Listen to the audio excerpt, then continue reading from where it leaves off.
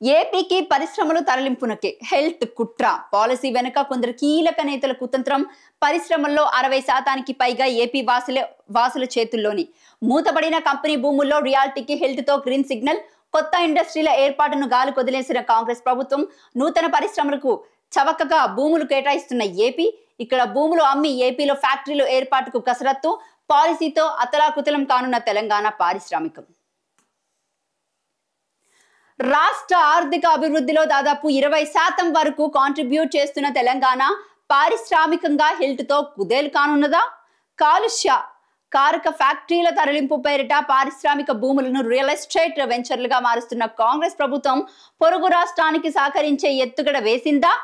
ఏపీలో కీలక నేత లాబియింగ్ తోని ఇక్కడ పెద్దలు కొత్త పరిశ్రమలు ఏర్పాటును గాలి కొదిలేశారా? ఇదే అదనంగా పొరుగు రాష్ట్ర ప్రభుత్వం పరిశ్రమలకు ఏర్పాటు గుట్టు చప్పుడు కాకుండా కసరత్తు మొదలు పెట్టిందా? హిల్ట్ తో ఇక్కడి భూముల్లో పెద్ద ఎత్తున రియల్ ఎస్టేట్ దందా చేసి కోట్లాది రూపాయలు కొల్లగొట్టి ఏపీ ప్రభుత్వానికి ఇచ్చే రాయితీతో కొత్త పరిశ్రమలు తెరిచేందుకు ప్రయత్నాలు జరుగుతున్నాయా? దీనికి తెలంగాణ పారిశ్రామిక ఆర్థిక వర్గాల నుంచి అవుననే సమాధానం వస్తుంది. హైదరాబాద్ లో పరిశ్రమల్లో సుమారు 60% వరకు ఏపీ వాసులు చేతుల్లోనే ఉండగా ఇందులో మూతపడిన పరిశ్రమలు ఎక్కువగా. రేవంత్ రెడ్డి ప్రభుత్వం తెచ్చిన హిల్ట్ తో కాలుష్యం అవుట్ రేట్ దాటడం దేవుడెరుగు. ఆంధ్రప్రదేశ్ కు పరిశ్రమలు తరలించాలనే కుట్ర దాగుందని పలువురు పారిశ్రామికవేత్తలే ఆందోళన వ్యక్తం చేస్తున్నారు. సో ఇక్కడ తెలంగాణ రాష్ట్రంలో ఉంటూ ఆంధ్ర వాళ్ళ చేతుల్లోనే ఎక్కువగా కంపెనీస్ ఉన్నట్టయితే కనపడుతున్నాయి. త్వరలో హిల్ట్ పేరుతో అంటే ఏదైతే ఈ వ్యవహారాన్ని తెర మీదకి తీసుకొచ్చారో కొన్ని కంపెనీలు ఆంధ్రాకి వెళ్ళిపోతున్నట్టు ఇక్కడ మనకి వార్త క్లియర్ గా కనపడుతుంది. మిథ్యా సంక్షేపం, మద్యమే ఆదాయం.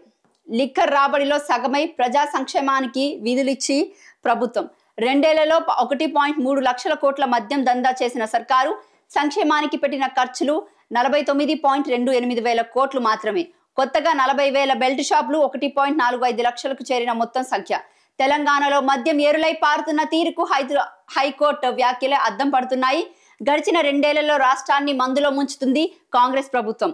పెరిగిన లిక్కర్ దుకాణాలు, విచ్చలవిడి అనుమతులు, ఊరూరా బెల్ట్ షాపులు మధ్య పూటేరులను పారిస్తున్నాయి. 723 రోజుల పాలనలో 724 లక్షల కేసులు మద్యం, 960 లక్షల కేసులు బీరు అమ్ముడయ్యాయంటే సుమారు 1.3 లక్షల కోట్లు రాబట్టిందంటే కాంగ్రెస్ సర్కారు మధ్య ఆదాయానికి ఎంతలా తహతహలా ఆడుతుందో అర్థం చేసుకోవచ్చు. ఇంత చేసి ఆ ఆదాయంలో సగం కూడా సంక్షేమ కార్యక్రమాలకు వెచ్చించకపోవడం మరో విషాదం. సో బానే ఉంది, మద్యం మీద ఆదాయం బానే ఉంది, కానీ దేని గురించి కూడా ఖర్చు చేస్తున్నట్లయితే క్లియర్ గా లేదు. ఇక్కడ మళ్ళీ ఆంధ్ర ధాన్యం బోనస్ కోసం అక్రమంగా తెలంగాణకు తరలిస్తున్న ఏపీ వాసులు నిరుడు. ఇదే రోజుల్లో వందలాది లారీలను పట్టుకున్న స్థానిక రైతులు తిప్పి పంపడంతో మినహా చర్యలు లేకపోవడంతో ఇప్పుడు మళ్ళీ అదే దందా తాజాగా ఖమ్మం జిల్లాలో ఆంధ్ర ధాన్యం లారీలను పట్టుకున్న రైతులు ఆర్టీఏ చెక్ పోస్టుల ఎత్తివేత, ఏఎంసీ చెక్ పోస్టుల వైఫల్యంతో ఈజీగా ప్రవేశం. ఆంధ్ర పర్మిట్ లారీలు రాష్ట్రంలోకి వస్తున్నాయని అడ్డుకుంటూ కరువు.